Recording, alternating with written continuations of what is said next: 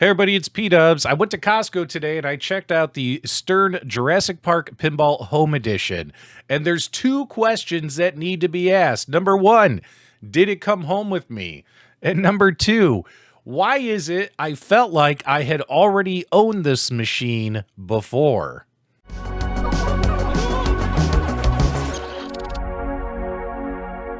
Okay, guys, we are back. I covered it when the news broke that the Stern Jurassic Park Pinball Home Edition was now going to be sold at Costco.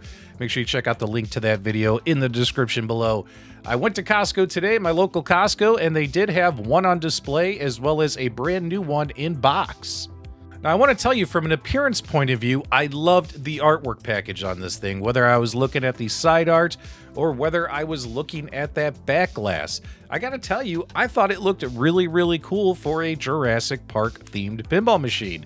I think that it would look great in my game room, and I really liked pretty much the whole artistic style, the colors, the things they used and pulled from the movies and slapped onto the artwork.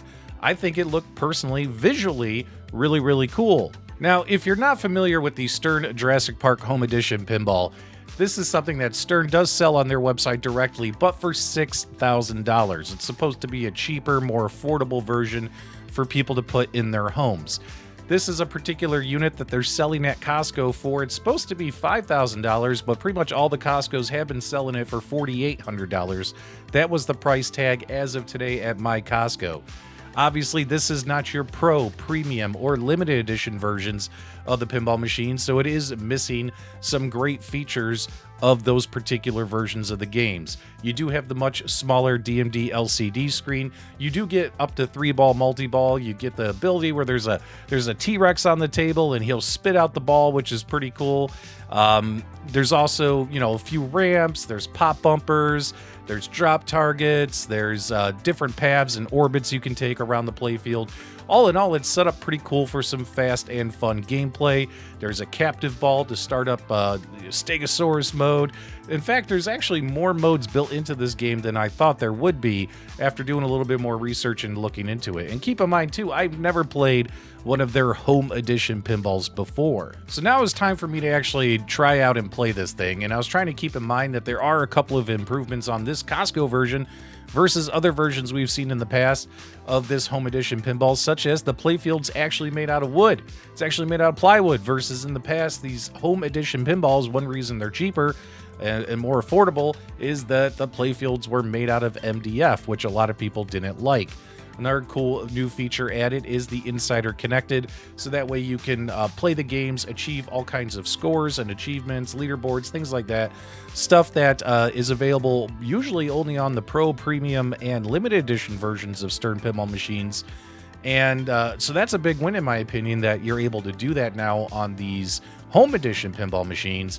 However, of course, this one in the Costco store was not connected to any kind of internet, so I wasn't able to play it, track my scores, record my scores, or any kind of achievements or trophies. Okay, so I started playing the game, and actually what I can tell you is it shot really, really well, and it sounded really, really good. The sound's going to be kind of tough to hear when you're actually inside of a Costco store and you got all that stuff going on. Also, gigantic spotlights way above you on the Costco ceiling, so everything was like, it was just so bright, so you really can't see all the cool lighting effects on the table and all that stuff. But what I can say is it shot great. Like, all the shots were fun. Anywhere you wanted to shoot the ball and hit, you could make that happen. Going around the orbits, going around the ramps, knocking down the drop targets. That way you could enter the T-Rex and then he spits the ball back out at you, as well as the orbits that lead to the pop bumpers and all that stuff. So I'm sitting there playing it and I'm like, wow, this plays pretty good and it feels pretty good. But guys, it felt a little too familiar. So I had remembered that previously in the past, I had purchased one of these other, what you might want to call Zizzle pinball machines, or one of these home edition pinball machines, right? And when we take a look at our home edition of the Zizzle pinball machine, and keep in mind, this is my video. It's linked below if you guys want to check it out. I purchased this at Captain's Auctions Warehouse. When I was playing this thing, when I was playing Jurassic Park, it really made me think of this Zizzle pinball machine. Let's take a look at the Zizzle pinball machine. You have your ramp right here. You have your orbit going around to the back in order to get to your bumpers. You have your toy right here, which in this case was a treasure chest.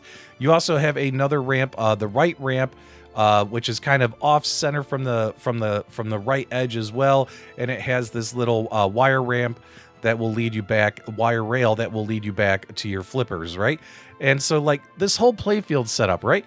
Now let's take a look here at the Jurassic Park home pinball machine. All right, guys, what do you see in the back here? You have your orbit, which leads to, you know, goes around, leads to the pop bumpers, as well as you could also get there going this way through the spinner. So multiple paths to get to the pop bumpers. But take a look at the placement of the ramps. You got the one ramp that goes up here, and it will bring the ball back down here to the right. And then you also have your right ramp that if you go up here, it brings it back down to the flipper, right? And then of course you have your toy in the middle in between both ramps. So when I'm sitting here and I'm looking at both of these, I'm like, oh my God, I felt like I already owned the Jurassic Park Home Edition pinball because it is the exact same layout as my Pirates of the Caribbean Zizzle pinball machine. I mean, when I was playing it, I was like, something feels oddly familiar about this, and now I know what it was. Does that make it horrible? No, because obviously versus a plastic toy and this being an actual pinball machine, this was actually more fun, felt like it was worth a little bit more value. Does that make sense? And it was obviously a better experience because you do have some additional paths you can take versus the Zizzle. But the basic layout of the two tables is exactly the same. And it kind of blew my mind that, you know, these pinball machines that were made for the home happen to have the exact same table layout. All right, guys, time to answer the final question. Did it come home with me? What I can tell you is the gameplay was a lot better than I thought it would be. It was super fun and the shots were super simple, and it was an enjoyable, fast-paced pinball experience. Compared to the Pro, the Premium, and Limited Edition, it was fun. The LCD screen, although it's small, there's mods out there that you could actually get that LCD screen bigger if the LCD screen being small really mattered to you. The insider connected and the fact that the table's actually made out of real wood and stuff, that actually adds to the experience as well. But did I walk away with it? No, I did not. And the reason why is, although it was super cool, knowing that this is $5,000 and for maybe about another $1,500, I could walk away with a Pro Stern with, you know, way better product overall versus a home edition. I decided to walk away.